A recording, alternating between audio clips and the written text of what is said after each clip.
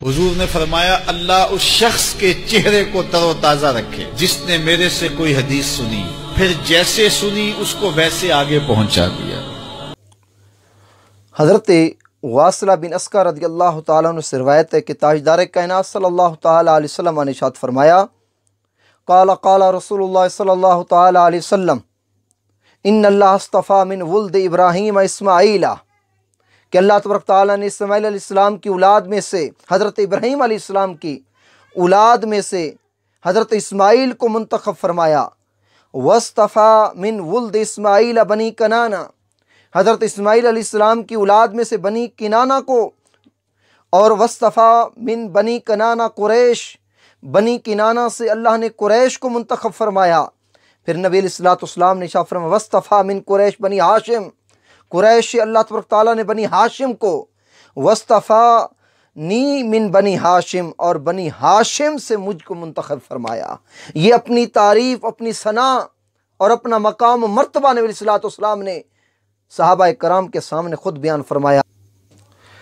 نبی علیہ السلام ایک دن ممبر پر کھڑے ہو گئے، فقام علی الممبر، ممبر پر کھڑے ہو کر نبی علیہ السلام نے صحابہ سے پوچھا، فقالا من انا، میرے صحابہ بتاؤ میں کون ہوں؟ فقالوا انت رسول اللہ علیہ السلام، صحابہ کہہ اٹھے کہ آپ اللہ کے رسول ہیں، آپ پر یا رسول اللہ سلامتی ہو۔ تب نبی علیہ السلام نے ارشاد فرمایا، آج میں اپنی رسالت کے بارے میں نہیں بلکہ اپنی شخصی فضیلت کے بارے میں سوال کر رہا ہوں۔ تو نبی علیہ السلام نے پھر اپنی شخصی فضیلت خود بیان فرمائی، فرمایا انا محمد ابن عبداللہ ابن عبد المطلب، میں محمد ہوں جو بیٹا ہے عبداللہ کا، اور عبداللہ جو بیٹا ہے عبد المطلب کا۔ پھر فرمایا ان اللہ خلق الخلق فجعلنی فی خیرہم، اللہ نے خلق کو پیدا فرمایا تو مجھے ان میں سے بہترین خلق میں رکھا۔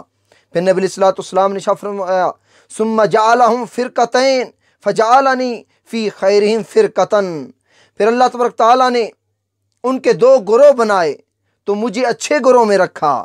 ثم جعلہم قبائل فجعلنی فی خیرہم قبیلتن، پھر ان گروہوں کے اللہ نے قبیلے بنائے، ان قبیلوں میں سے مجھے ان میں سے اچھے قبیلے میں، اچھے خاندان میں رکھا۔ اور نبی علیہ السلام نے فرمایا ثم جعلہم بیوتن، قبیلوں کے بعد اللہ نے گھرانے پیدا کیے، گھرانے بنائے، فجعلنی فی خیرہم بیتن، ان گھرانوں میں جو اچھا گھرانہ تھا وہاں مجھے رکھا۔ وخیرہم نفسا، میں گھرانے کے لحاظ سے بھی تم سب سے افضل ہوں، اور میں اپنے ذاتی شخصی فضیلت کے لحاظ سے، اپنی شخصیت کے لحاظ سے بھی تم سب سے افضل ہوں۔